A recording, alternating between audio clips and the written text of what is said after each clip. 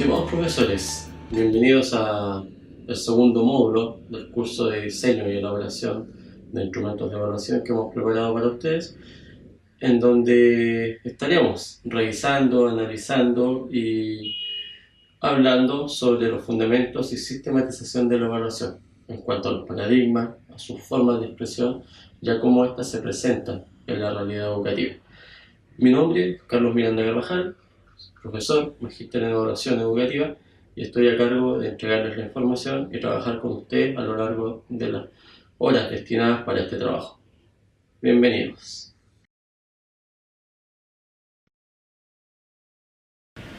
Profesores, para comenzar este segundo módulo del curso de elaboración de instrumentos de evaluación, necesariamente tenemos que revisar lo que pudieron aprender y analizar en el módulo 1. El módulo 1 tuvo como título los fundamentos de la educación, en donde su principal objetivo fue identificar las características y los conceptos propios de la educación y el proceso de evaluación. Revisar y comparar la evaluación teniendo en cuenta los fundamentos y paradigmas educativos, pasando por el conductismo, el constructivismo, los paradigmas sociocríticos y cómo estos impactan y colaboran en el cómo el estudiante se apropia de los aprendizajes y puede hacer uso de estos. Para el módulo 2 ya vamos a pasar a los fundamentos y la sistematización de la evaluación educativa, donde el principal objetivo es conocer y comprender los fundamentos de la evaluación y su relación directa con los paradigmas educativos y el proceso de enseñanza-aprendizaje. Esto basado en contenidos como que es la evaluación del aprendizaje y la medición del aprendizaje desde sus dos paradigmas, lo técnico y lo práctico, además de revisar los conceptos de psicometría y edumetría. Comencemos. Bueno, a modo de introducción hay que señalar que este módulo va a revisar los conceptos de evaluación educativa desde los puntos de vista de los modelos de la psicometría y la edumetría, tomando las generalidades, sus similitudes, sus diferencias, tanto particulares como generales, y desde estos modelos planteados, y el apego de cómo cada uno de ellos se vincula a algún paradigma educativo, en donde ya se tiene que empezar a considerar los roles y funciones de la evaluación dentro de estas propuestas teóricas y prácticas que hacen que uno pueda usar la evaluación como se plantea en la literatura de manera correcta y también pueda hacer que el proceso educativo sea considerado como proceso y no como esta especie de osmosis en donde el estudiante tiene que apropiarse de contenidos para lograr el éxito académico.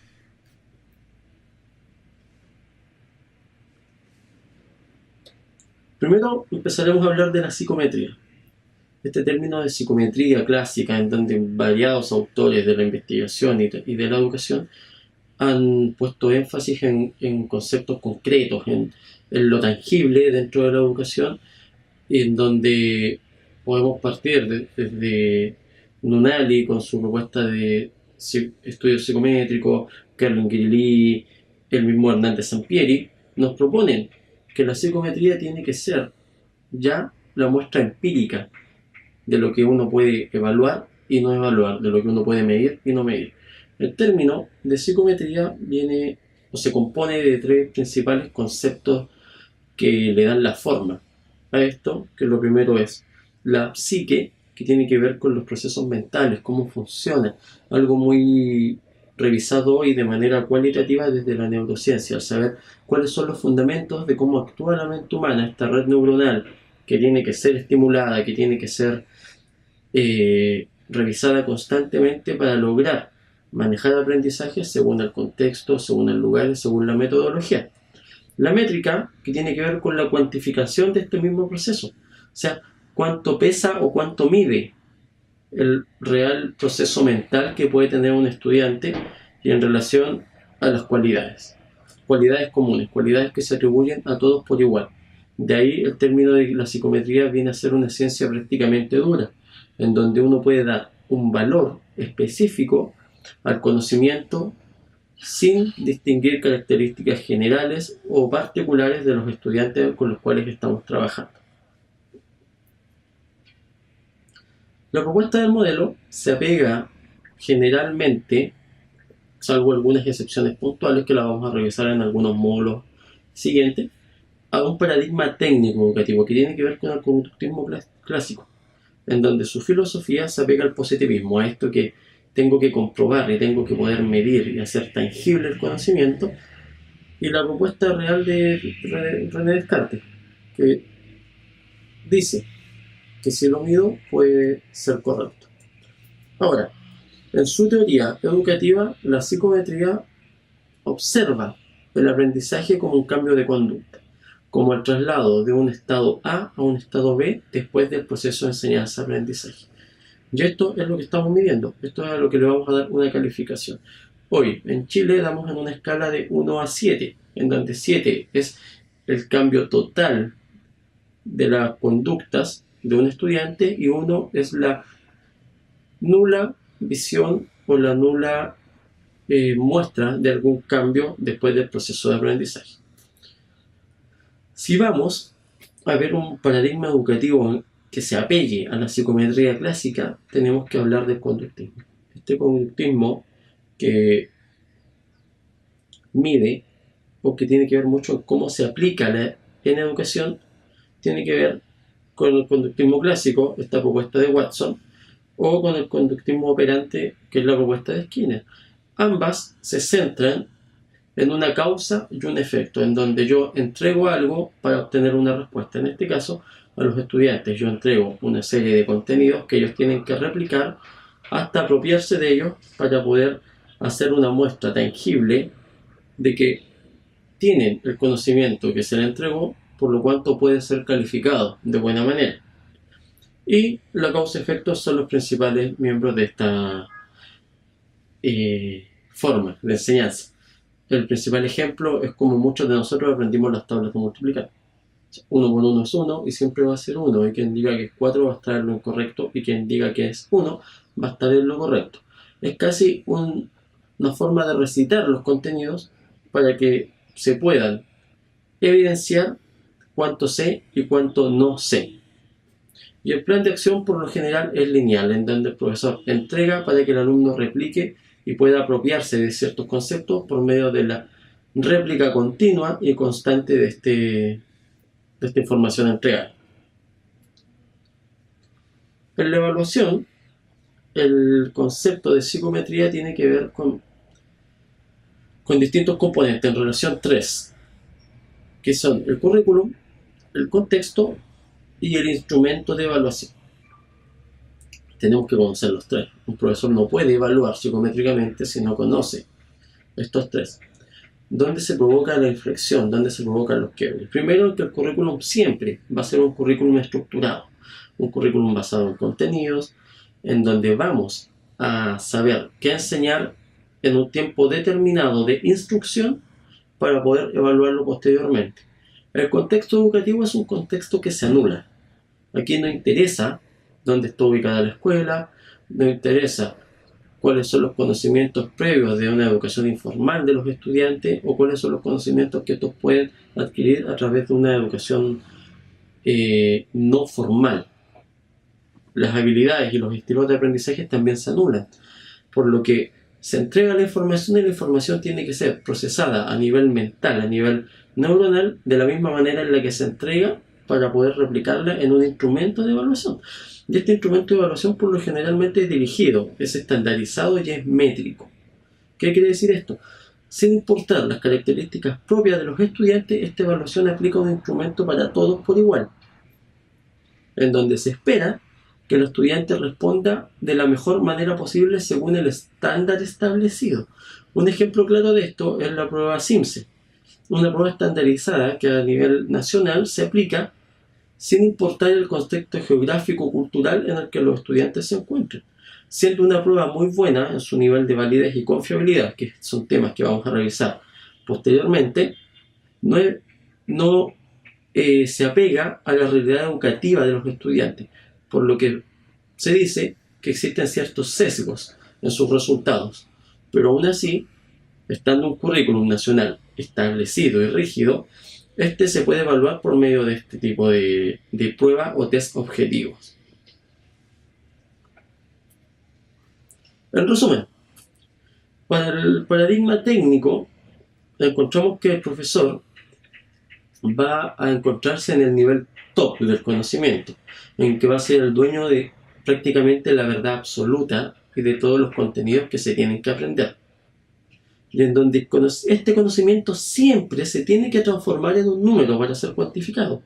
Y en donde el instrumento, independiente de los actores, va a transformar al evaluado, en este caso el estudiante, en el objeto de evaluación, porque a mí me interesa saber cuánto sabe el estudiante y no qué y cómo lo sabe, que es otro tema. Y en donde el profesor siempre va a estar sobre el estudiante en una relación vertical, ubicándose a nivel top y el estudiante a nivel down. Y en donde siempre el tránsito para adquirir el conocimiento va a ser del estudiante para acercarse lo más posible a nivel del profesor. El profesor siempre ejemplifica, muestra y entrega para que el estudiante llegue a su nivel. No existe la negociación, no existe los matices dentro de este conocimiento. Por lo general es blanco o es negro. Por su parte, la edumetría, que es un modelo muy distinto, prácticamente es la contraparte del modelo psicométrico, es importante determinar si el individuo alcanza o no un nivel de ejecución en la tarea. Y esto va a ser de acuerdo a sus habilidades, a sus conocimientos previos, a su estilo de aprendizaje y a otras distintas formas de representación del aprendizaje, en donde la evaluación cumple otra función, ya no solo la evaluación métrica que se atribuye a la psicometría. La propuesta de este modelo basa en que la psicometría toma tres propuestas: una teoría educativa que tiene que ver con cómo se plantea la educación, con cómo aprenden las personas; la investigación educativa, que contextualiza. Mientras más investigación educativa hay en un contexto, más son las herramientas que tiene un profesor para tomar buenas decisiones sobre cómo enseñar y cómo hacer que el estudiante aprenda. Y los diseños educacionales, que en este caso son la clave. Un diseño que va a ser parte de cómo el profesor quiere entregar el conocimiento y hacer que el estudiante desarrolle este conocimiento. Primero, para este diseño tenemos que revisar la propuesta de diseño en aula. Y esta propuesta tiene que obedecer a un contexto. Es imposible que un proyecto educativo que se declare como constructivista, que es el paradigma que es práctico y se apega a la edumetría, deje de lado el contexto educativo. De esta manera, considerando el aquí, que es el espacio educativo, y el ahora, que es el tiempo educativo, el profesor puede tomar decisiones para que el estudiante pueda generar aprendizajes y darle significado a este aprendizaje, lo que se tiene que considerar como un aprendizaje significativo. A partir de este diseño de instrucción, el profesor tiene que llegar a una reflexión profesional. Una reflexión profesional que tiene que revisar lo que él hizo y los resultados de esto que hizo. En este caso, la reflexión profesional tiene que hacer un tránsito entre el hacer pedagógico y la ciencia de la educación. ¿Por qué? Porque el hacer pedagógico incluye conocer a los estudiantes, conocer sus características, conocer el medio en el que se desarrollan, y la ciencia de la educación me da herramientas desde la investigación, desde las propuestas, desde los paradigmas, de cómo yo seguir creando una propuesta de diseño de aula única para que el estudiante siga creando su aprendizaje significativo. Esto funciona de forma cíclica, no es aislado, por lo que el profesor que se apega a realizar innovación en el diseño de aula y se apega a un aprendizaje basado en el constructivismo y siendo él un mediador del aprendizaje, siempre va a estar diseñando nuevos escenarios educativos. Y a partir de la reflexión se tiene que llegar a lo que nombraba recién, que es el rediseño de la propuesta, en donde existen dos tipos de constructivismo: el constructivismo puro, que tiene que ver con la identidad del estudiante, la consideración de esta y la valoración de lo que él ya sabe, y el constructivismo social, que tiene que involucrar ciertas características sociales y culturales, algo mucho más pegado a la pedagogía social y crítica, en donde no solo considero el contexto como una herramienta educativa, sino que el contexto tiende a cambiar cuando el estudiante logra nuevos aprendizajes por medio de la comprensión de su contexto para tener un avance social. ¿Qué pasa con la evaluación en este modelo? El currículum, el contexto y el instrumento de evaluación van a estar presentes al igual que en la evaluación psicométrica. ¿Cuál es la principal diferencia?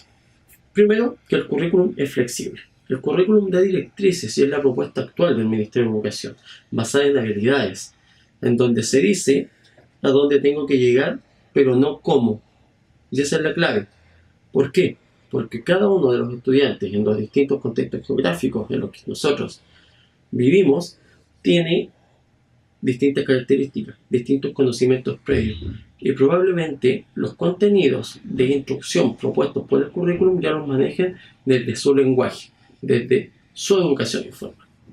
Hay una co-construcción del modelo educativo en donde el profesor pone atención a lo que el estudiante quiere aprender y a lo que el estudiante sabe para poder usar esto como una herramienta educativa de primer acercamiento a los conceptos.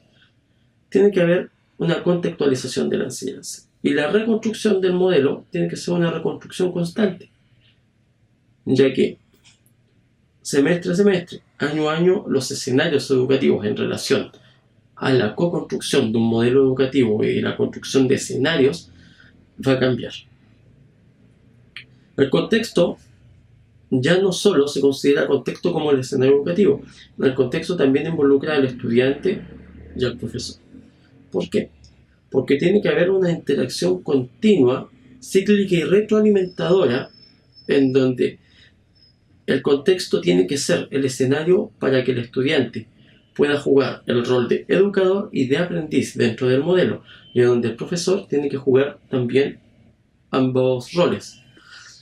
Hay un texto que vamos a revisar dentro de la bibliografía de este curso que se llama El salvaje en el aula, de Fernando Mandujano, que retrata que un profesor citadino llega a una escuela de la Araucanía en donde él no habla el idioma nativo, que es el mapudungun, y no comprende el cómo viven los estudiantes de esta localidad.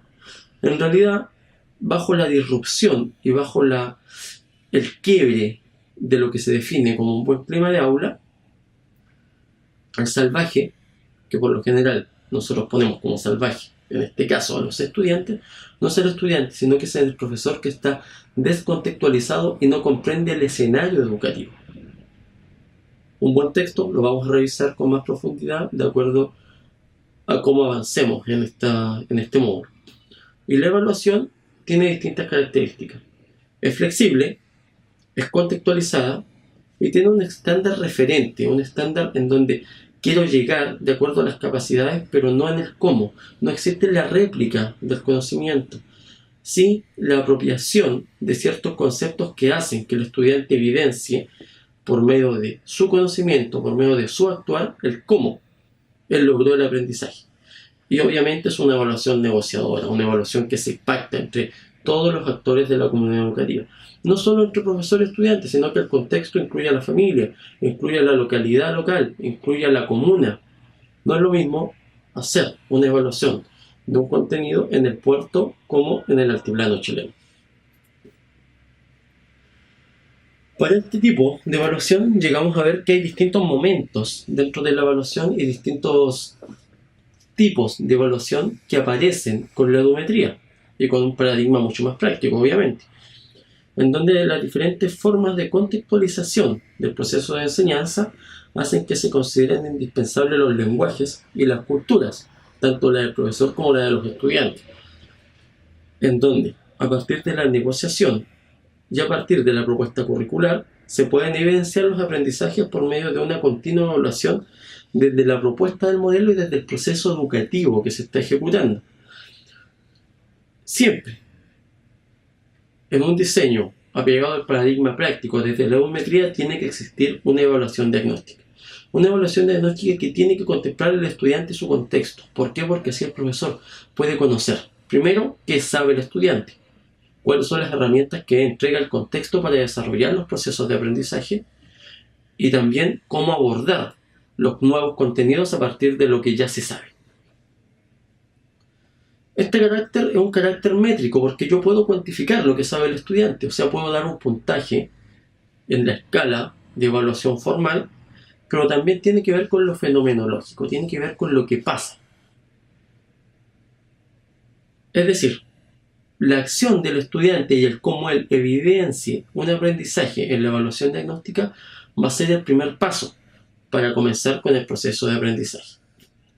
Dentro de este proceso, que ya tomó en cuenta el contexto, lo que el estudiante sabe y dónde quiero llegar como meta, tiene que existir una o más evaluaciones formativas. Esta evaluación formativa que son parte del proceso de aprendizaje y en donde el rol de esta evaluación es, primero, como su nombre lo dice, formativo.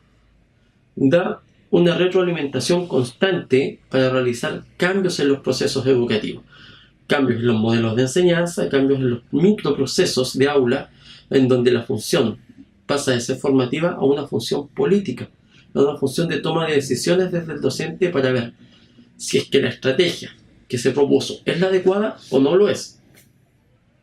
Para, a lo largo de una o más retroalimentaciones constantes, llegar a una evaluación final, que es una evaluación flexible y contextualizada, una evaluación que se tiene que apegar la mayormente posible al proceso de enseñanza-aprendizaje. Prácticamente una evaluación auténtica, esta propuesta de Mabel Condemarín, en donde se tiene que hacer una evaluación que refleje y replique el escenario de aprendizaje para que el estudiante se sienta cómodo, elimine estrés y pueda demostrar claramente qué es lo que sabe y qué es lo que no.